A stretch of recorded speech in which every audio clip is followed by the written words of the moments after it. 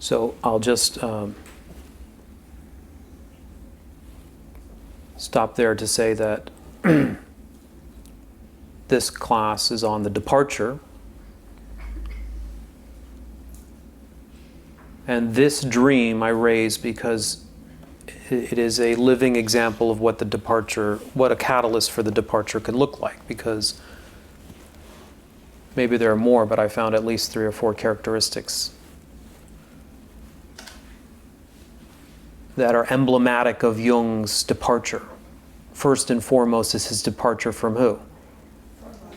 From his mentor. And that is not a small thing, because the archetype of the mentor, as will come along the hero's journey, is absolutely critical and essential, because it is the mentor that empowers the initiate and allows him to connect, or her to connect, with the confidence that has been missing. So, for example, Luke and the Force is a great power that is revealed to him by the mentor.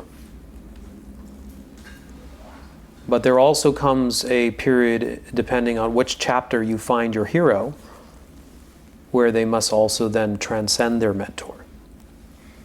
Otherwise, the mentor relationship becomes but another Shire. Do you follow? So not only does one need to find a mentor, but then one also needs to know when to leave the mentor, or when it's time to, as the Buddha liked to use the analogy of the Dhamma, or the Dharma, is like a raft that helps you get to the other shore. It serves a purpose. And once you reach the other shore, you abandon the raft. So this is a great critical departure. And as I'm going through this, I'm obviously thinking about my own life experience, but I hope that you are too, because there may be someone, some institution, some set of experiences that up until now have provided basically your source of security and comfort. But if you get honest at a certain point, it has also become like a prison. Do you know what I'm talking about? Yeah. So this is the energy that I'd like us all to connect with. This is the point of the exercise, is that the very thing that you have either worked so hard or taken for granted, or the lifeblood or the life force of your own survival that keeps you comfortable, whom or what you might be dependent on for your source of stability, psychic or physical, or all of them. If we're not careful, then can become its own entrapment. We can get lulled to sleep, and we can forget that it is but a way station, a process.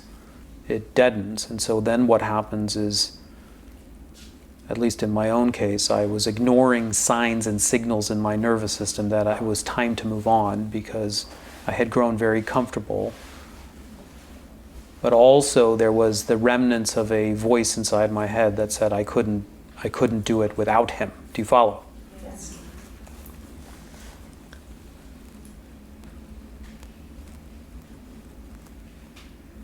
So this is the unconscious, or the collective unconscious, actually saying it's time.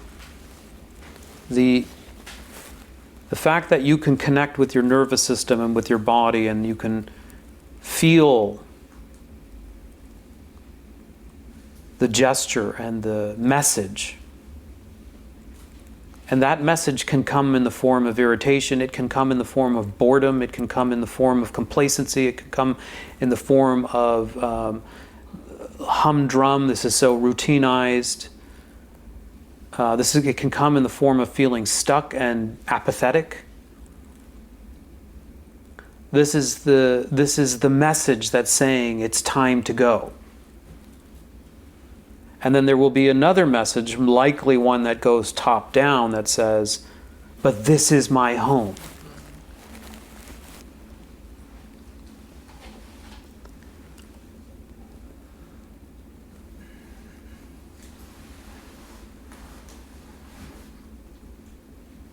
So I want us to connect with that energy. If that's up for you, or that has been up for you, or you resonate with that, or you know what I'm talking about, then this class is about that process, and about really doing a very careful inventory about what the bottom up messaging is.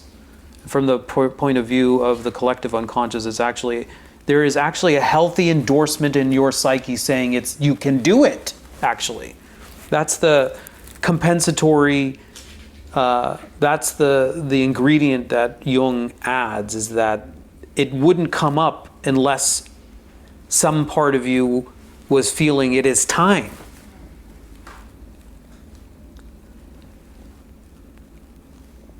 It's not your enemy, it's your friend.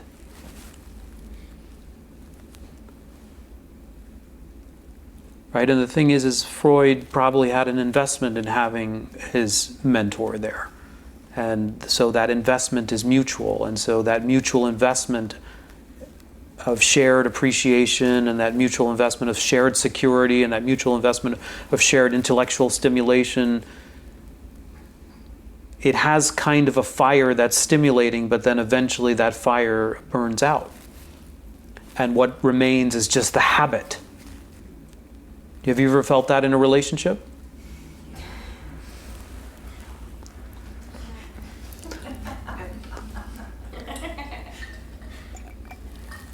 And what do? We hang on for dear life, holding on, because the habit now has taken on a life of its own, but the vitality has diminished or died, and the growth opportunity with it, which is important. Because if it is true that there's a compensatory relationship between the collective unconscious, that its main impulse is not some drive instinct to gratify itself, it's some heroic instinct to usher one forth to the next stage of individuation. And if that's true, then a certain amount of trust needs to happen to the unconscious, like a willingness to let it unfold, because there is some deeper appreciation that bypasses the intellectual level that says you can do it. So he, at that one phrase by Freud, that was it. That was the turning point. I cannot risk my authority.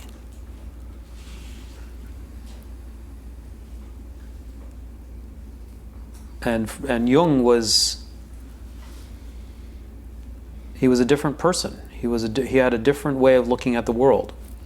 And he was interested in truth.